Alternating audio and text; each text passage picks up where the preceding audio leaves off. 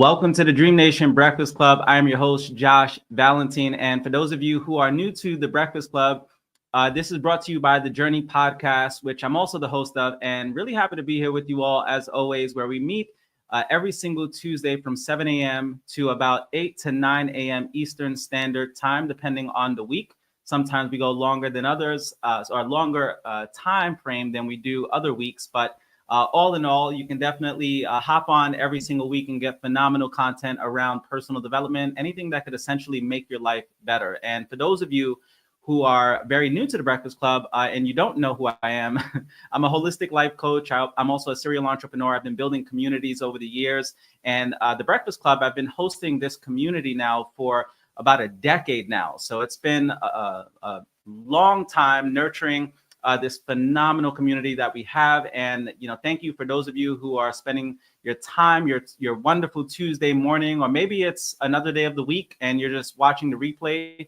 Welcome. For those of you who are, tuning in via the podcast, wherever podcasts are streamed, you can look up the Journey Podcast with Josh Valentine, and you can find tons of phenomenal, not only Breakfast Club sessions, but also amazing interviews by some of my really good friends. We have everything from, interviews with pro athletes, industry experts, celebrities, people who are just very credible in their field, in their line of work, and so many amazing interviews on there. I'm actually going to be posting up one with my really good friend, Dr. Sarah, who's out here in the Tampa Bay area, and she's a psychologist, and she has phenomenal content that she shared on our interview together. So make sure you hop over to the Journey Podcast. And once again, happy to be here with you all. Let us know where in the world you are tuning in from. So drop your city in the comments, and you can actually hop on to the Breakfast Club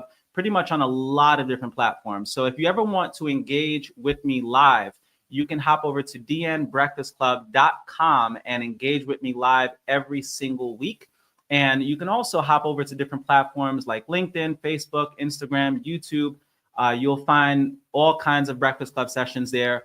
So welcome, everyone. Happy to be here with you all as always. And let's see here. We're about to get this show on the road. And today, we actually have a really great episode, or a really great session for you all. And today's topic is going to be on how to turn things around when everything feels against you. So I'm sure many of you can relate to this. When just the world feels against you, life is lifing, bills are billing, everything is just not going in your favor, and you kind of feel like you're stuck. You feel like you're in limbo. You feel like you don't really know how to take the next step. And that's what today's Breakfast Club session is going to be all about. So I know a lot of you are going to get value from it. If you guys don't mind, drop a like, comment, share, tag, subscribe. Thank you for all of you who share like Facebook stars. And for those of you who subscribe to my channels, it's definitely greatly appreciated. And make sure you hop over to the YouTube channel. Make sure you drop a subscribe, but push the subscribe button. Make sure you like this content. It most certainly helps get the message out around the world. So we're about to get this thing started here. And let's see, we have a few shares. So if you're new to the Breakfast Club, typically the first 20 to 30 minutes or so, we're covering a lot of different life hacks and fun facts. And this is definitely one of my favorite parts of the Breakfast Club, is just sharing a lot of different value that people can get. So I am going to share a few different life hacks for you all. So here we go. First and foremost, popcorn. This is a really great life hack. Popcorn contains more antioxidants than most fruits and vegetables. So popcorn is definitely a really great snack. I'm sure if you overdo it with the butter and the salt, it's probably not as healthy, but really great to know. Also, laughter makes us feel good. Don't be afraid to laugh out loud at a joke, a funny movie, or a comic strip, even when we're alone. So laughing is a form of therapy. There's people who actually enhance their therapy. Let's say like they're battling with cancer. There are tons of different types of therapy centered around laughing. So there's like laughing therapy, where you spend a lot of time just watching comedies and things that essentially make you laugh. And laughing produces endorphins in the body, and endorphins are the chemical in your body that masks pain. So laugh as much as you possibly can, because it absolutely is good for your nervous system, for your immune system, and your overall health. Next is, instead of going to dinner and a movie, go to the movie first and then dinner.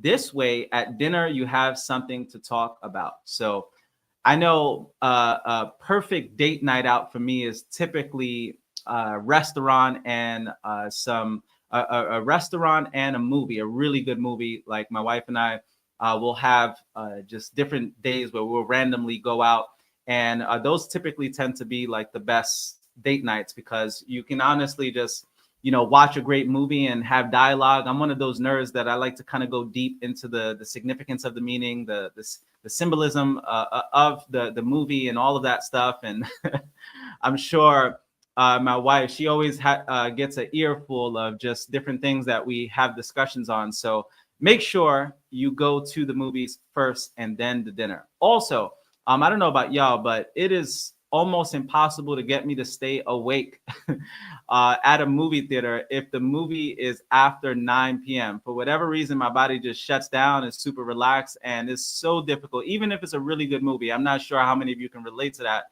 but I am one of those notorious people that pass out during movie theaters or during movie theater sessions.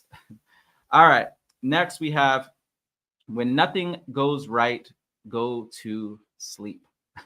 Which is definitely applicable to today's Breakfast Club session, because one of the things that you can most certainly do when everything feels against you is just take a nap. Sometimes you just need a good old nap to kind of get yourself reset and calm your nervous system. And sometimes we're just fatigued.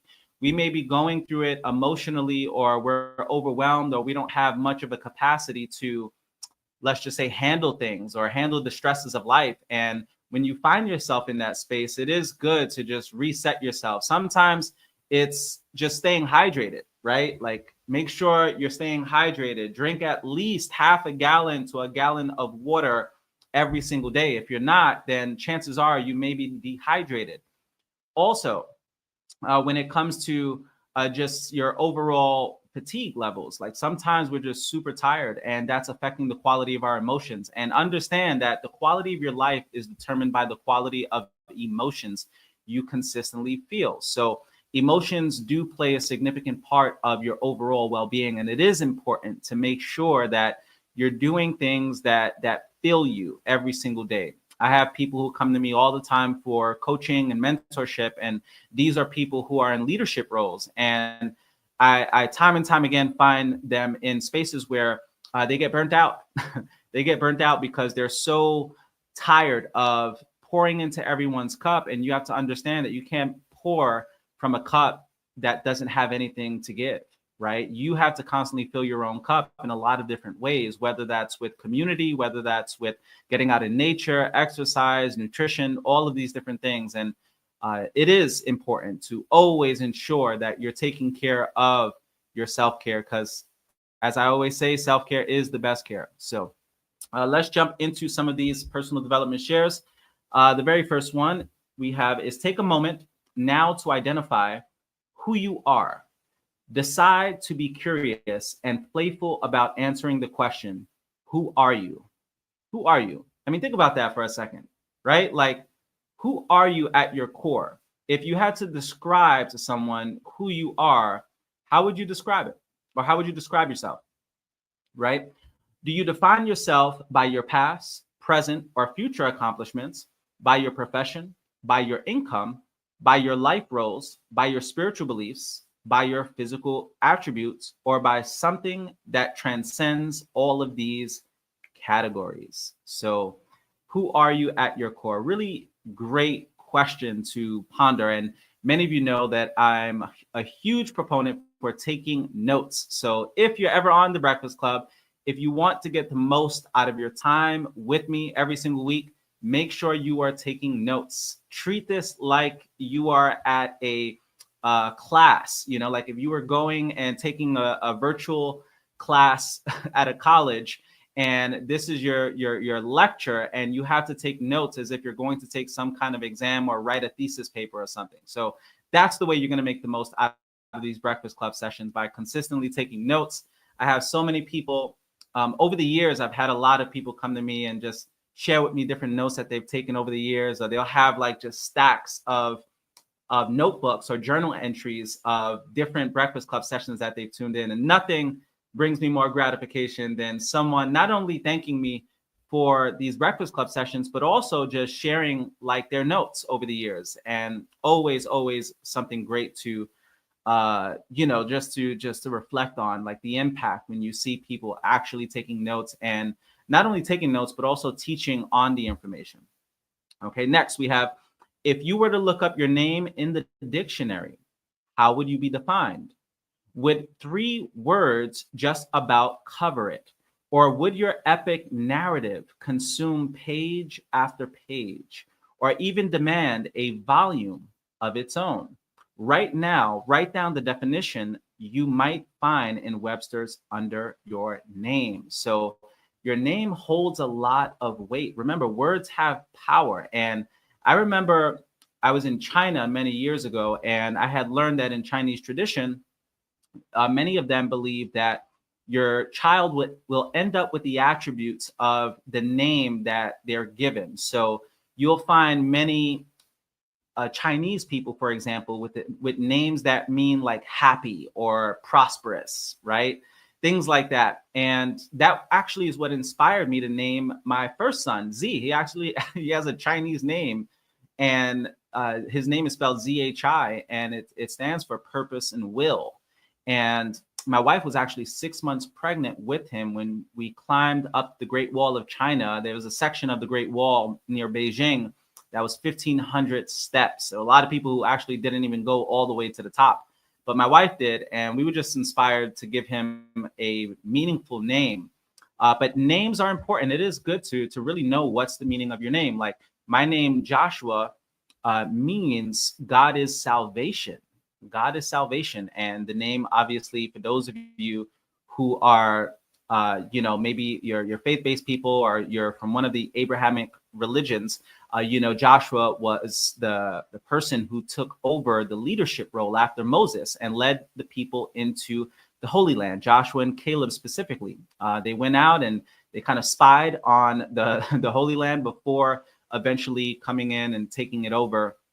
And the name is very symbolic for a lot of things. For me, what it means for me is just someone who led people to the promised land. And I believe that my life is a direct reflection of that. And again, it's up to you to determine really how you interpret the meaning of your name, and what will it really mean in your lifetime, right? Like, what if you can derive a major sense of significance from your name, and meaning, and a sense of purpose, right? Maybe you feel like you're called to fulfill what your name means, and that's a beautiful thing. So it is really, really good to reflect on that. I was out in Portugal, and my middle name is Anthony, for those of you who don't know. And the reason why I bring that up is because when I was in Portugal, I had no idea. My middle name is after Saint Anthony. My last name is Valentine, which is after Saint Valentine, or Saint Valentine, as it's pronounced in English. But in Spanish is Valentine, and in Italian is Valentino, right? And it's interesting because when you really look up the root meaning of your name, and you kind of find out all these interesting things, like I found out while I was out in Portugal that the very birthplace of Saint Anthony was in Portugal, right in Lisbon. I had no idea. And I've known of Saint Anthony over the years, but I had no idea that they actually built a church on the actual site of where his family home apparently was, and a lot of people, they go there to pray to this saint, especially during times of them maybe seeking love in their life or marriage. And it's a well-known place that a lot of people go, and they kind of do like a pilgrimage to this place. So really, really cool. Like when you look up the original meaning and all of this stuff, and it's powerful to also give your kids names with significance and meaning, right? Because you just never know. They may derive a sense of significance at some point in time in their lives. So really, really awesome share there. So again, the question to ponder for this week is, who are you? Some people will say things like, well, I'm a spiritual being having a human experience. That would probably be the spiritual way for a lot of people of describing who they are. Some people just say a human being. Some people may say a doctor, a lawyer, a father, a husband, daughter, a wife, right? An uncle, a niece. But who are you at your core? What you're here to do? I know for many years I would just say, like, I'm a guiding light. I'm someone here on this earth leading people out of darkness, right? But whatever it is, it's good to derive a sense of meaning from, your purpose, your calling, what you're here to do, and all of that good stuff. So, all right, let's keep this show going. And once again, if you don't mind, drop a comment. Let us know where in the world you are tuning in from. I know we have people who tune in from all over the world, and always happy to provide our global community value. I know some of you tune in super early, being on the West Coast, and we definitely appreciate you spending your time here with us this morning. So, all right, here we go. We're about to jump into the meat and potatoes of today's Breakfast Club session. And again, today's topic is, when everything feels against you, how to turn it all around. Now, think about this. How many of us can relate, right? And before I even get into it, I actually had one last share that I wanted to share with you guys, and it's on technology. And this is actually very applicable to what we're going to be talking about here today as well, because technology oftentimes plays a major role in terms of like the way that you feel. Sometimes we get inundated with just things that are stripping us of our dopamine. So, for example, social media, if you're spending a lot of time doom scrolling, you're not going to have the dopamine, the energy to be able to turn your situation around. And it is important to be mindful of that. Sometimes you're so glued to screens and you're not out in nature. And that's why you don't have that life force. You don't have that energy to be able to do the important things. So the last share that I have for you guys before we jump into today's topic is tame your technology. Do one thing today to reduce distractions from technology. So it can be turn off alerts, check social media only once a day, make a policy to never let your device interrupt a conversation, turn off your devices while working on your main objectives for the day. So a lot of things that you could essentially do, right, when it comes to technology. And I'll just share a few that I do personally, and some of the things that I do just to kind of keep it in check. Because if you don't keep it in check, I mean, it can definitely be detrimental to not only your personal life, but your family life. And some of the things that I do, for example, I don't have any alerts. When emails come in, I don't get notified. So I have to go into my email app in order to actually check my emails. That was one of the first things that I did years and years ago. I never get notifications when emails come in. Also, my WhatsApp messages, I don't get notified when I get thousands of WhatsApp messages every single month from the communities that I'm in. So I'm also very adamant about not receiving any notifications when WhatsApp messages come in. I'm not being notified, right? Now, another thing that I do is I'll delete my social media apps right before I go to bed. And I'm not always getting it perfect, but I delete my social media apps right before I go to bed because I don't want to wake up in the morning and the first thing that I do is doom scrolling, right? I want to wake up in the morning and fill myself up mentally and spiritually and physically. So that's another big part of it. Okay, so deleting social media apps and maybe just checking it once out of the day, or maybe it's part of your work and that's a little bit different, but you have to set boundaries for yourself. So I also don't get notifications when I receive social media messages. I personally have to go into the social media apps in order to see the messages. Okay, so that's another thing. Now, in terms of technology, in my household, we're big on like praying before meals. That's a big part of our, I guess, day-to-day life. Whenever we eat as a family, we always pray before meals. And I typically 90% of my meals, I'm praying before meals. The only time I don't is if I just I'm so distracted and I have other things going on and I may just forget from time to time. But that's a big part of our spiritual foundation as a family. Like my kids, my wife, like we all just pray before meals and express gratitude. Okay. And it's not like a long drawn out prayer, like takes less than 30 seconds just to express gratitude for the meal, for those who prepared it, for the ancestors, for the earth, all of that. And that's another big part. But when it comes to technology, we're also huge proponents of no technology at the dinner table. Like we don't, we're not on our phones. We actually believe in talking together as a family. And that's a big, big part of laying a strong foundation for our family as well. So when it comes to tech, again, you have to set boundaries for yourself.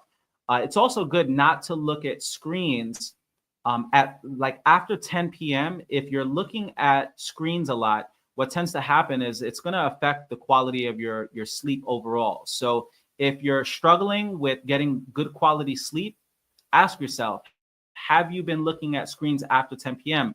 My suggestion for those of you who like to read is get a paperback book. Paperback books are far better to read than actually reading a phone on a screen. Maybe you have a specialized Kindle where it's not as much light, but do your best to minimize the amount of screen time late at night. So these are just some of the things that you can do from a technology standpoint. And there's a lot more that I can obviously go down the rabbit hole with, but these are just a few basic ones to really help enhance your overall quality of life. Now, ask yourself, am I using technology at the expense of my most important goals and relationships? Remember, you can't replace high touch for high tech. It just doesn't work that way. We're human beings, right? We're not robots. So nothing will ever be able to replace a human to human interaction. No matter how much AI comes in this world or robots or whatever, we're always going to crave that human element. Now, our devices can be the ultimate source of urgencies. We might feel productive responding to every message, but mostly we're simply distracted. So that's a big one. Sometimes what tech does, the biggest detriment when it comes to working with technology and living with technology, and I live with technology. So I believe in the power of technology to enhance our quality of life. But again, you have to set boundaries for yourself. And I find that one of the greatest detriments to living with technology is the fact that it can become a major, major distraction.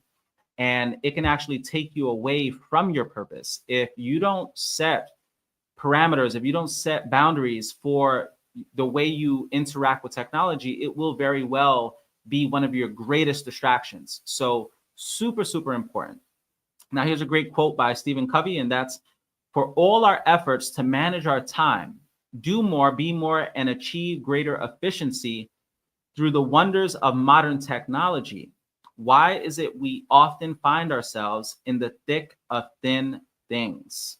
Okay, so technology is great, but again, you have to know how to properly work with it and not allow it to consume you. Just like anything in life, if you don't if you don't go about it in proper in moderation, or you don't go about it in the right way, it could very well sabotage you. So anything that you're doing, right, it is always good to assess whether or not it's enhancing your life or actually sabotaging your life in a lot of ways. All right, so let's jump into it. Now, think about, again, today's topic is when everything feels against you, how to turn it around. Think about a day in your life where you just felt like everything was against you. Have you had, right, a time in your life where it's just like, man, today is really just one of those days. Like we all hear when it rains, it pours, and we've gone through those days where it just seems like life is hitting us at every angle. And what I'm going to do today is really share 5 practical shifts that you can make when life feels like it's stacked against you.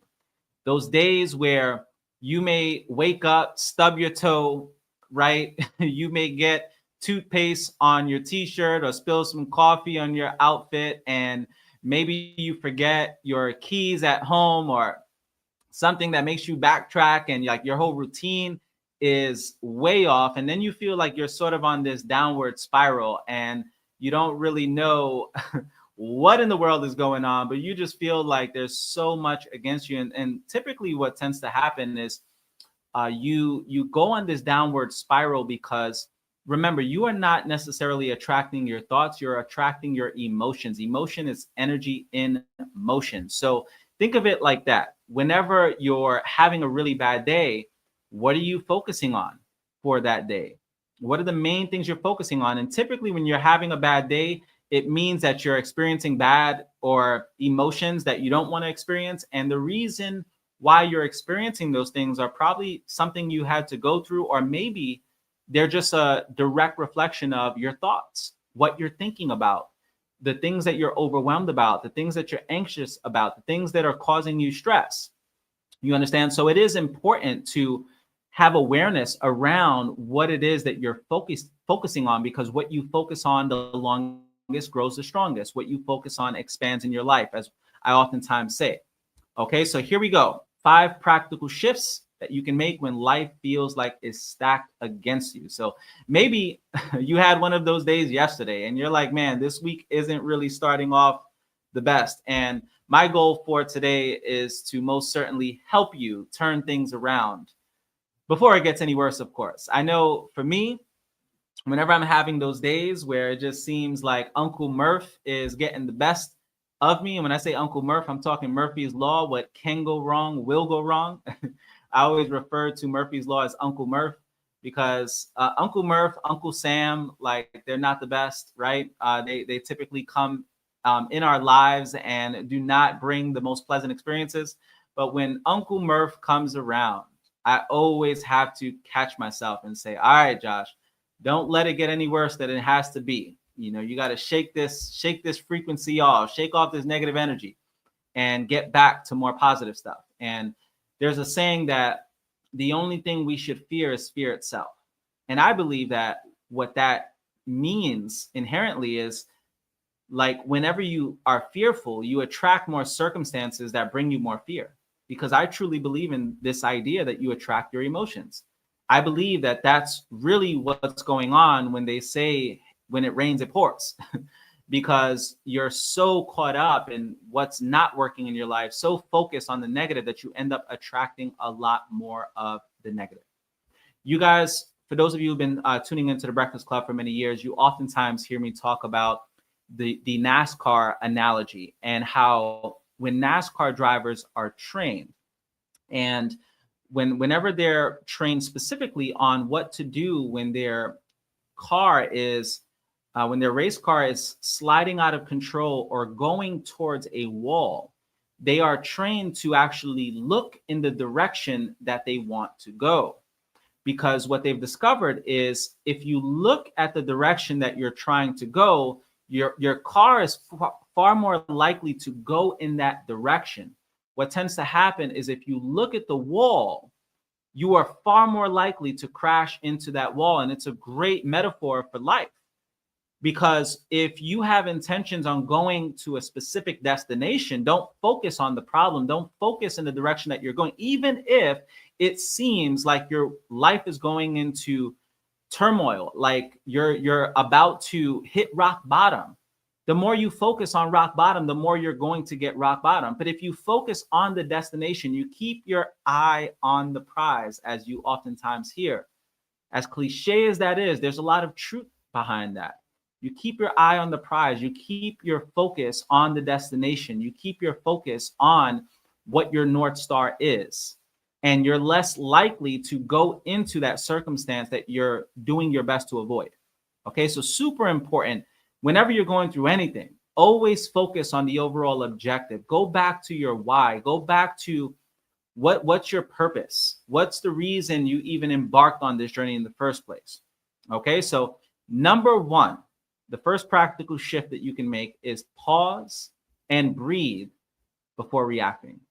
How many of us have been guilty of just reacting the moment something stirs us up, right? And your body's, your sympathetic nervous system kicks in where it's in fight or flight mode. And immediately you're reactive. And there's a part of our brain in the world of psychology that's referred to as our lizard brain, and it's the first part of our brain to essentially evolve, and that's our survival instincts. The lizard brain is this sort of this reptilian instinct in a sense. It's the part of you that whenever it's time to survive, like you have this natural inclination to fight, flight, or freeze, right? Oftentimes you're either going to fight or you're going to run or just not do anything altogether. And it's a survival mechanism. So it is important to really pause and breathe and get your nervous system from a sympathetic nervous system to a parasympathetic nervous system where your body is not in fight or flight. And remember, when logic is high, emotion is low. Or when emotion is high, logic is low. Okay, vice versa. Okay, so the more logical you are, the less emotional you're going to be when making your decisions. And you want to make decisions from a very logical standpoint. Okay, you don't want to make decisions being very impulsive. Okay, so remember, our brains go into fight or flight when things go wrong, making situations actually worse. So that's typically what's happening is now you're making decisions. You stub your toe on the bed and maybe you spilled coffee on your outfit for the day. And now you have to go and iron an entirely new outfit, and you're wasting all this time. And now you're late to work. You're freaking out. You're caught up in traffic. And now a lot of the decisions that you're making are still in this fight or flight mode. Okay, so it is important to calm your nervous system.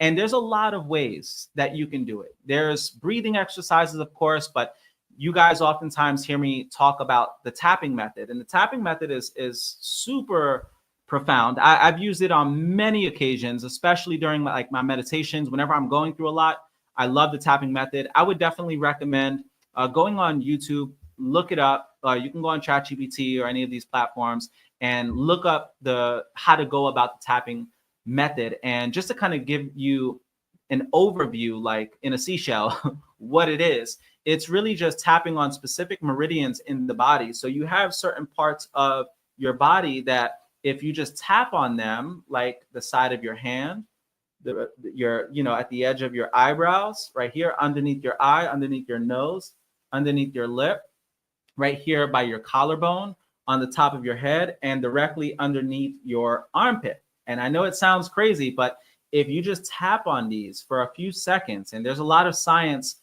around the tapping method. They actually have it in many schools around the United States, and I'm sure around the world, but it's a very effective way to calm your nervous system. And of course, you can always go back to breathing. Breathing techniques are always going to be beneficial. I love box breathing.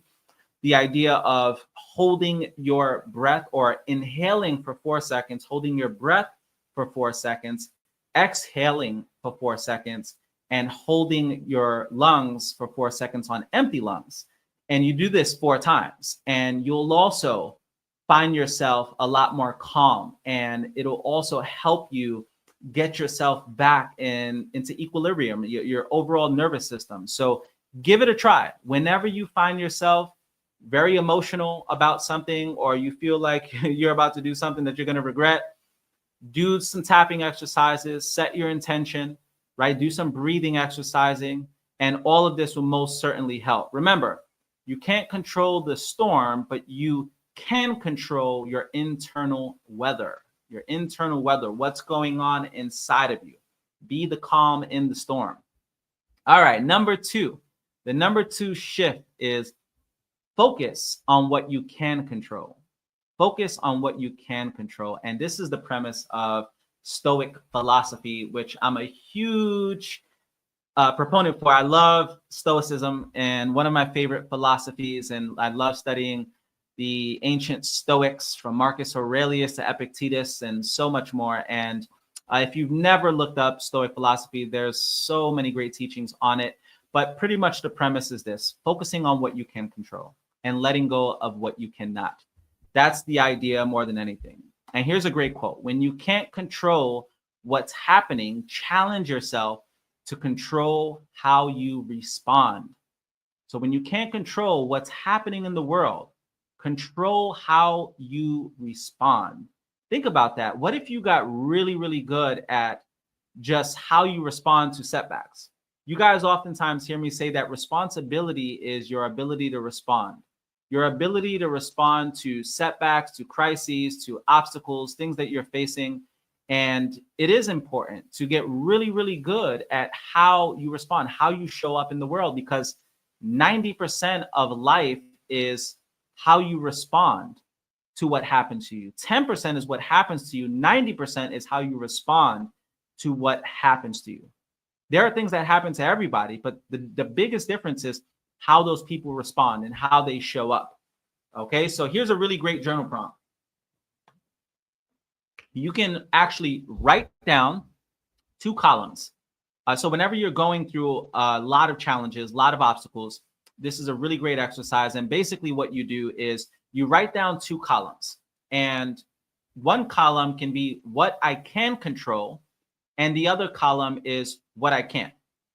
So you list all of the things that you can control, and what you will discover is that there are far more things that you can control than things that you can't. And when you see that, when you actually like physically write it down and you see the tangible information in front of you, you can actually see, okay, I have a lot of these things that I can control. Let me focus on that. Let me put all of my focus on that. Another great journal entry that you can do is everything that is going right in your life.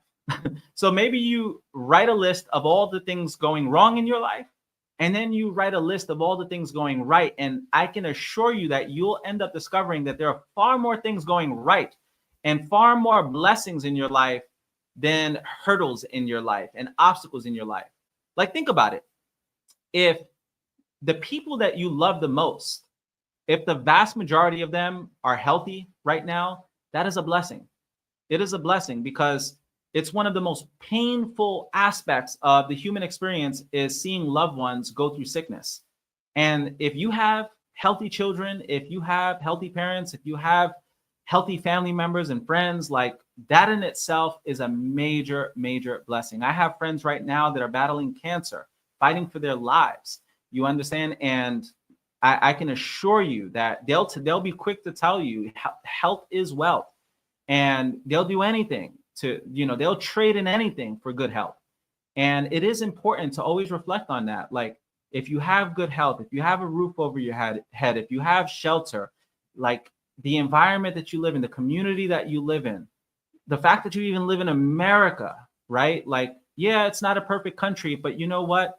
You could be living in a communist regime. Like, you can be living under a dictatorship in a third world country. And I know some of you may feel like that's already the case, but listen, it is far better here than most places in the world. I'm not going to say it's the best, but it damn sure is better than the vast majority of places. And I know because I've been all around the world, and it's a blessing to be able to live in a democracy, and we have to protect it. And it's not to be taken for granted, right? Freedom of speech, these things are not to be taken for granted. It's super important to our democracy, is super important to our human rights and our dignity as human beings. Okay. And there's a lot of things that are going right in our lives, but if you don't reflect on that, like it's going to feel as if, life is ending for you. And the fact that you even have clean water, like, what are we really talking about here? Do you understand, like, our carbon footprint compared to the rest of the world, like how much energy we consume, how much we destroy the earth, right? Like how much we take from this planet. If you truly understood that, like, you probably wouldn't complain that much because we are taking far more than we're giving on most occasions as human beings, especially in the Western world. So be grateful. Be grateful. There's a lot to be grateful for.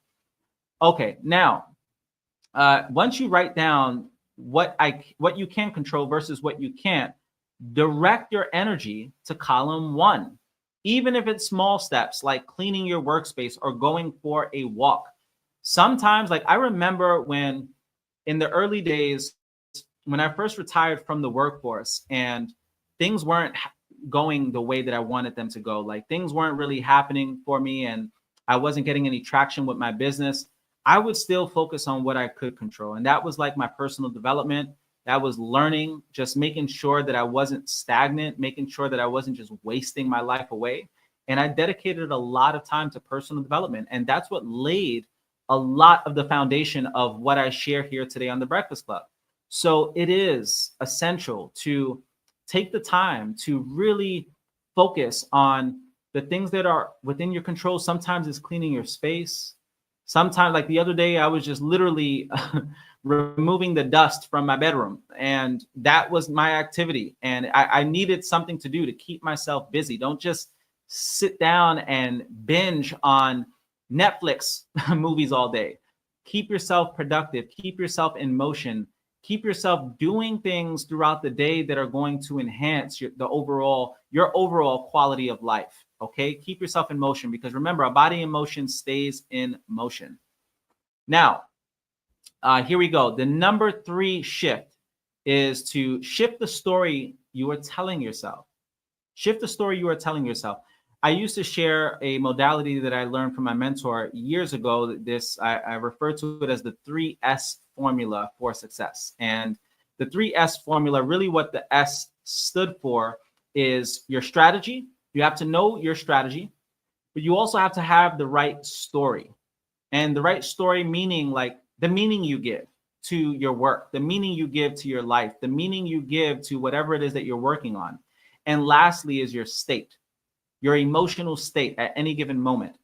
Because think about this. If you really want to be at your all-time high in terms of peak performance, and you want to be a productive person, you want to get things done, isn't it true that you have to feel good? You have to not only feel good, because sometimes you have to do things even when you don't feel good, but think about how much more productive you are when you do feel good.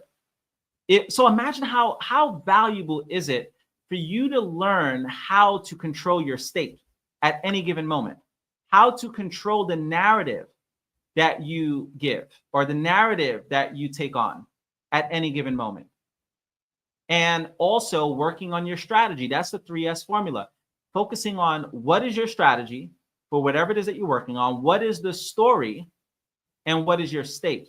So shifting your story that you've been telling yourself, make sure that it's one that actually serves you and not one that discourages you, right? What is the story you've been telling yourself? So I know for me, you know, I for example, one of the stories that I tell myself to give me encouragement is the fact that I have a moral obligation to be a good father, for example.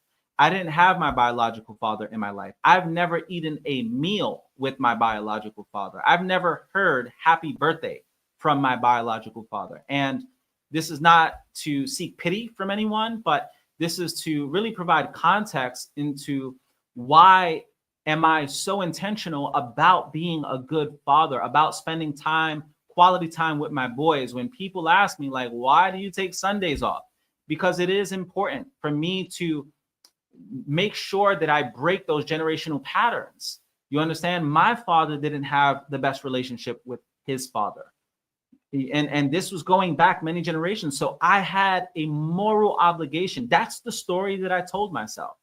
And is it 100% like the best story to have? I don't know, but it works pretty damn well because I am intentional with how I go about my fatherhood. I do care about how my children explain their experience with their father. It is important. And not only that, it's also important for me to teach these concepts and teach this to the next generation of fathers, because I know what it's like to grow up without, like, and don't get me wrong, I grew up with my stepfather, and having my stepfather present made a significant difference in my life. Like, it's night and day when I compare my life to a lot of the, my friends I grew up with in the hood who didn't have any fathers or stepfathers, no male figures to really look up to. And it, like, men play such a pivotal role in young boys' lives as well as young women, right? A lot of young women grow up with a great sense of self-worth and dignity. Like, my wife is a very classy woman and who has a sense of self-worth, and she knows who the hell she is. And there's no man that she's ever going to need any validation from, because she grew up with a strong family. Like, and I am a huge advocate for family values. And it's not to say that you raise strong children if you're in a single household, right? But if you have young men, get them around some positive male role models. It's such an essential part for a man's development. Okay, and it is important for the next generation of our society. If you want a strong, healthy society, you have to nurture the masculine in the right way. Because think about this, like, a lot of the wars that have happened in the world, a lot of the negative aspects of humanity comes from broken men. I mean, think about all dictatorships. 9 out of 10 times, like over 90% of the time, these dictators, these tyrants are just men. When you think about even wars, the vast majority are, because of men. And we have to do our part in making sure that we're not trying to repair broken men, right? We have to raise them from the time that they're young children and foster and cultivate healthy masculinity. Okay, so these are some of the stories that I tell myself in terms of like my overall life purpose. But what is your story? What is your story for your sacred calling, your sacred mission? What do you stand for? These days, I've been also, just learning a lot about my ancestry, learning a lot about my culture. It's been really encouraging to look up a lot more sustainable ways of living and a more alternative lifestyle that is more eco-friendly. And that's a big thing that I know that I have to make a major shift in my life. And again, a lot of my story is honoring the planet, right? And you can very well cultivate a story that motivates you, a deep sacred calling on your life. And what is it, for you? It can be so many different things, right? Now, understand that setbacks can feel permanent when they're usually temporary. Sometimes you have a setback and your story, your narrative is, this is the end all be all. Maybe you got let go from your career and you just feel like life is coming to an end for you, or you feel after a divorce that your whole identity is stripped from you, like the rug is stripped beneath your feet. And you have to be very mindful of the story you tell yourself around this. There are people who go through divorce and they feel like that's the end of it for them. And then there's other people that go through divorce and they feel like they have a fresh start. What does it mean for you? What's the story that you're going to tell yourself? Maybe you're on your path to getting healthy, getting fit, getting sexy, right? Like maybe that's the story you're telling yourself. Maybe you want the comeback, right, to be far greater than the setback. Maybe you want to just get something out of the suffering. You don't want to let a good suffering go to waste, and you decide to get in the best shape of your life. Maybe the story it is for you. I know a man who literally he got his life together. He was addicted to cigarettes, and he literally got his life together because the doctor asked him, like, hey, do you have any daughters? And he said, yeah, I have a 12-year-old. And the doctor literally told him, if you don't quit smoking right now, you will not get to walk your daughter down the aisle. I mean, could you imagine hearing that as a father who absolutely loves and adores their daughter? And you hear for the very first time that you will not be able to walk your daughter down the aisle if you do not quit smoking. Like, sometimes we need these stories to really give us the motivation and the willpower that we need to make those changes. Okay. So again, sometimes these setbacks can feel permanent, but remember, they're usually temporary, whether it's a layoff or bankruptcy or divorce or whatever. Okay. Now you can reframe the way you look at what you're going through. Instead of saying that this is happening to me, you can reframe it to this is happening for me to learn, to grow, right? Maybe it's turning a mess to an inspiring message that you can share with the world. So reframing that this is happening to me, right, to this is happening for me is one of the best things that you could possibly do. Because whenever you go through a setback, you have that mindset, this is happening for me. I had a good friend of mine, she'd always say that anything that she goes through, God is just using it to promote her. Like he's always using any setback to promote her. And I always loved that story, that narrative that she would tell, because it's far more conducive for your well-being to take on a narrative or a mental model of the world that gives you more encouragement, that gives you the motivation or the willpower that you need to move forward. Okay, so there's been tons and tons of different things. I know for me, for example, whenever certain aspects of like my success took a lot longer than I would have wanted it to, I'd always tell myself like, well, perhaps God is just wanting me to cultivate more patience. Maybe that's what it is. If all I get out of this is patience, would that be great? Would that be a good thing? Would that be a great virtue that I walk away with? Just a virtue of having more patience, having more resilience, right? Having more adaptability, having more resourcefulness are all of these great virtues that I can cultivate while I wait for the prize, while I work towards the prize. You understand? So it's your narrative. Some of you like, God, why me? Why does it have to take so long? Why is nothing? Why does nothing look like it's going in the direction that I want it to go in? But you know what helps? Honestly, learning or learning about the biographies of other people who've come before you. Because when you study those who've gone before you, those who've come before you, those who've been through what you are currently going through, you'll discover that a lot of them had to wait. A lot of them were at that breaking point, like, okay, God, when is it going to happen? Before the breakthrough happens. And when you learn that, when you see how many people had to cultivate their patience and their resilience through just waiting year after year, then it helps you navigate through these things. That's why it is super important to study history, study people's biographies and what they've gone through. Okay. Next up, we have all kinds of stuff. So, for example, there are many of you that are building a business and you just feel like you're constantly going through the rejection. And the rejection feels as if like it's just super discouraging for you. Now, one of the things that helped me overcome a rejection is after learning about a lot of people and the rejection that they had to go through, I finally came to the realization that rejection is a prerequisite for success. There's no getting around it. It's actually, it's part of the process. It's not separate from the journey. It's a part of the journey. And why rob yourself of the gift of resilience, right? Why rob yourself of the gift of appreciation?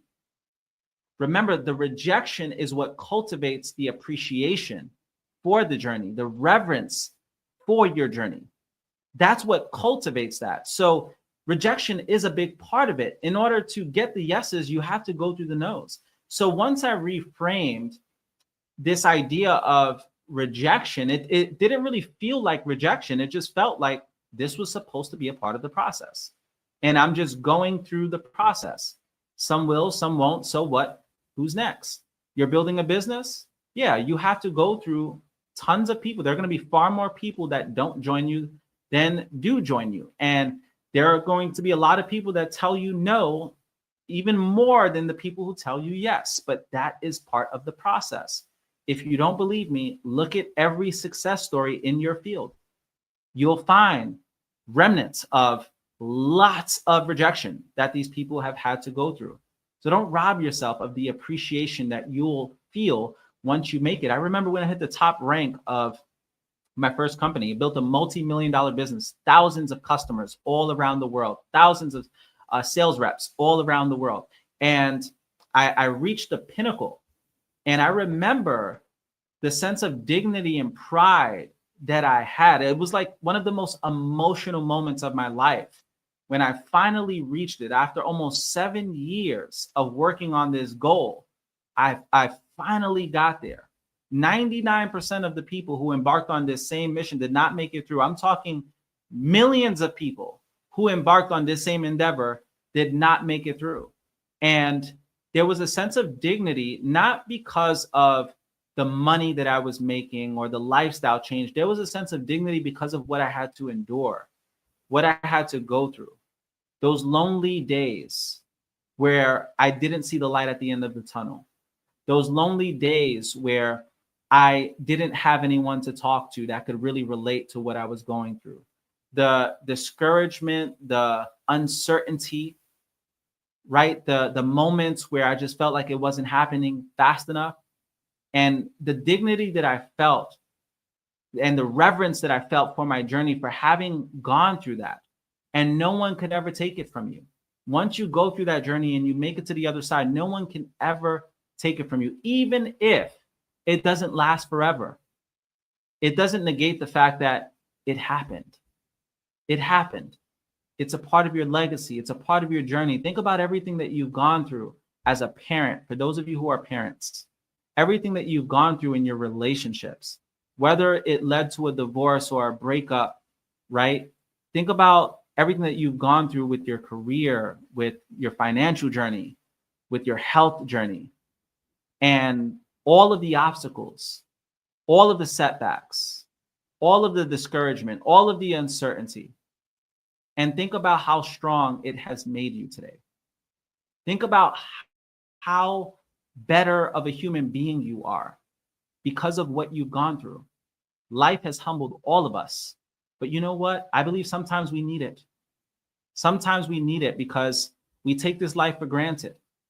And it is important for us to go through these things because life works in contrast. We live in a universe of polarity.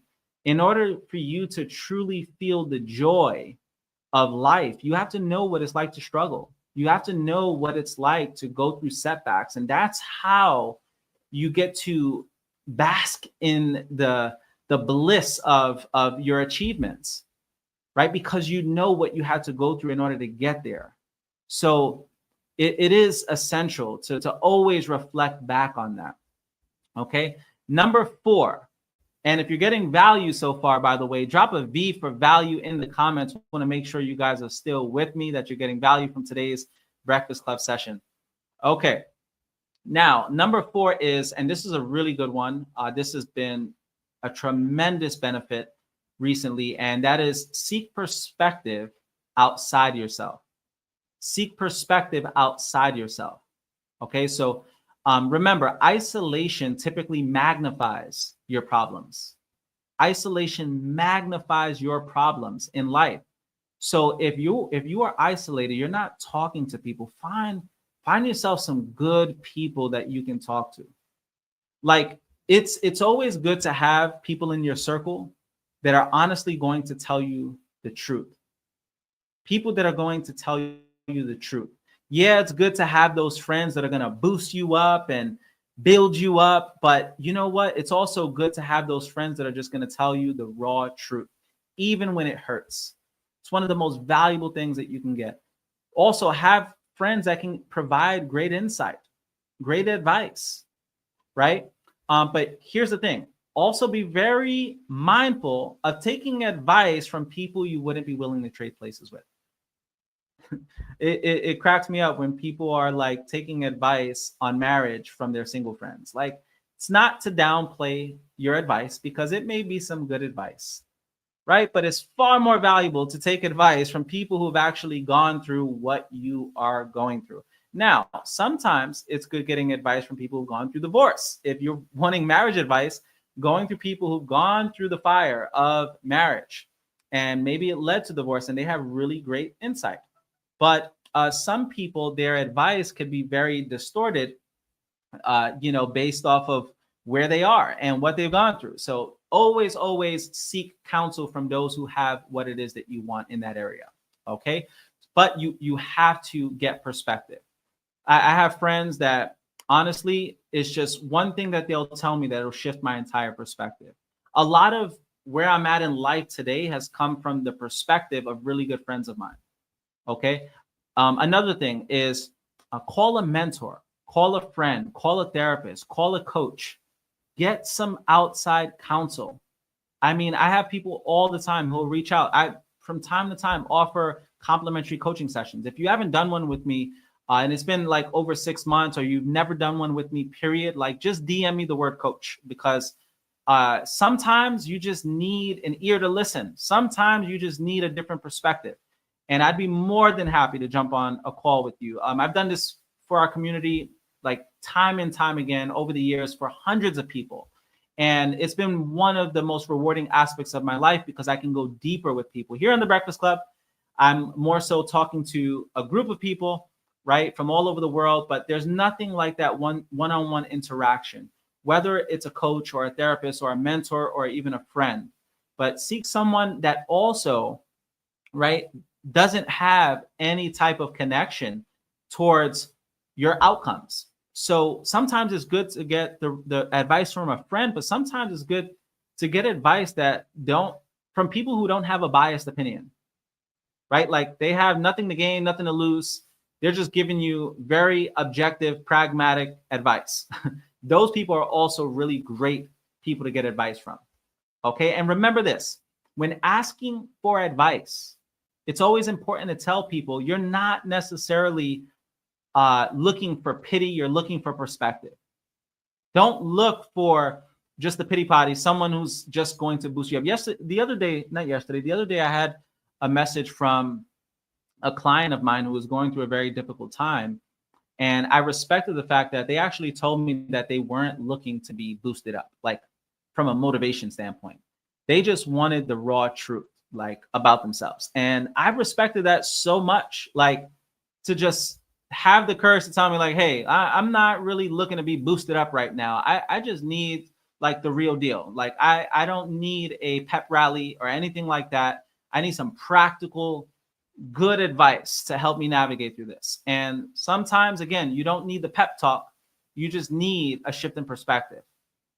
Next, number 5, last but not least, is take one small action. Take one small action. So again, when everything feels against you, these are great practical tools on how to turn it around. So take one small action. So highlight different things that bring you momentum. Okay. And typically is those small wins. Remember, one small win can change your mental state. So yesterday it was interesting because I was kind of in limbo. Like I noticed myself just not wanting to get work done. And I said, you know what, Josh, just focus on, and I had a bunch of messages that I had to send or respond back to. And I just wasn't in the headspace to respond back to all of these messages. And I said, you know what, just focus on the next message, like one message, just respond to one message. And sometimes that's all you need, because momentum is not something that is just created randomly. Momentum is generated in the moment. And typically the way that you're going to generate momentum is by taking those small steps, getting those small wins. And maybe it's not working out, but it's going for the walk. Maybe it's not even going for the walk. It may just be stretching. And just the act of stretching gets you in momentum to, okay, now from stretching, I'm going to go for the walk. Now from the walk, I'm going to go and get some exercise. And that's all you need. But you have to get yourself some momentum. So take one small action, even if it's just calling up customer service. Maybe you're overwhelmed because you got Uncle Sam knocking on your door. You got bills that are billing. You have all kinds of life obligations. And maybe the best thing that you can do is call up the IRS and just come up with a game plan so that you have a little bit more control over your situation. Maybe it's calling your credit card companies and seeing what you can work out with them. Maybe it's calling up a personal trainer and getting on a fitness regimen or whatever, but just take one small step. Next is, remember, it may just be as small as one important email, right? Or one workout or one overdue task. And remember the fact that you can't change everything today, but you can change something today. You're not always going to be able to change every single thing, but it may just be one thing. Okay. And it's like yesterday, I've been having a bunch of repairs that I have in our home that have been needing to get repaired, like our garage and, I mean, shower heads and all kinds of stuff, closets, all of that. And I've just been putting off like all of these. And I finally, like, literally just finally got our repair guy to just come, and it was like done, something that I've been putting off for months, right? And literally just had everything done in less than an hour, and it felt so good. And just the act of that was what built that momentum. Okay, so and there's still, well, there was so much things that still had to be done, but again, it's not about just changing everything that day or doing everything that day, but just do something. And just by doing that one hard thing, you'll end up coming to the realization that, you know what, I can do a little bit more. So again, just to recap the 5 shifts, those 5 shifts are: number 1, pause and breathe. If you're going through a lot today and life is life for you, just take some time, pause, breathe, do a tapping exercise if you have to. Listen, I love listening to solfeggio frequencies. You guys can look it up. Solfeggio frequencies, or even nature sounds. There are tons of playlists with nature sounds, and it tends to be, for me, very soothing. Number 2 is focus on what you can control. Okay, focus on what you can control. Always super helpful. And take your mind off of what you can't. Number 3 is shift your story, what it means for you. And remember what you're currently going through. What if you had a compelling story? Like, you know what? One day this is going to make for an incredible story. One day this is going to be a part of my book. One day this is going to be a part of my testimonial of what I share on stages around the world to impact people. But shift your story. Don't ever let a good suffering go to waste. Number 4 is seek perspective. Find yourself, again, a person that can just tell you the truth. Maybe you do get that person to boost you up and they tell you how amazing you are, right? But someone that can genuinely also tell you the truth. And number 5 is take one small action. You don't have to accomplish every single thing for the day. What are your 3 to thrive? Also known as, I typically call the 3 to thrive your big 3. What are your 3 biggest tasks for the day? The things that are the most pressing in your life, whether it's getting in shape, right? And getting your snap back going, getting that body going, whether it's you, let's just say, getting your business going, launching that podcast, writing that book, getting that therapy that you need, whatever it is. What are the 3 things that you absolutely, like, if you got them done today, you will feel really good about today? Like 3 things that your future self would thank you for, honestly. And focus on just the next one thing. And you'd be surprised at just living your life in this way. You'd be surprised at how much you can accomplish. Sometimes people, they're like, man, how have you been able to do so much at a young age? And honestly, it's just been doing one hard thing at a time, but always moving, always in motion, never allowing myself to go stagnant, always just focusing on one hard thing at a time, things that your future self can thank you for. Okay, so remember, life detours aren't dead ends. They're just unexpected routes to your destination. Keep moving forward one step at a time. And for those of you who can use, some coaching in this season, again, shoot me a message, write the word, or DM me the word coach. I'll be more than happy to send you over my Calendly link. Don't forget, we have a phenomenal Creators Conference coming up this fall as well. I've been mentioning it on the Breakfast Club session. DM me for Creators Conference tickets as well. It's going to be in the fall here in Tampa Bay, the first week of October. And we're really, really excited about that. And we have tons and tons of really exciting things happening as well. Stay tuned. We have some trips that we're putting together for our community as well. For those of you who are new to the community, and maybe you didn't know, we set up trips pretty much every year to go somewhere. And the last one I did was in Cape Town, South Africa. And we're considering Colombia up next. So stay tuned for that. Have a lot of exciting things in the pipeline for our community. And all in all, breakfast is served. God bless every last one of you. Hope you guys got value out of today's session. If you did, drop a comment, comment, share, tag someone who can get value from this.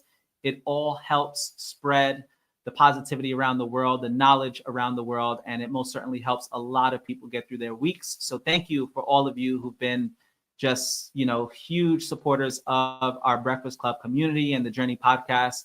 It's definitely greatly appreciated, and I'll be seeing you all next week. Breakfast is served. Take care, everyone.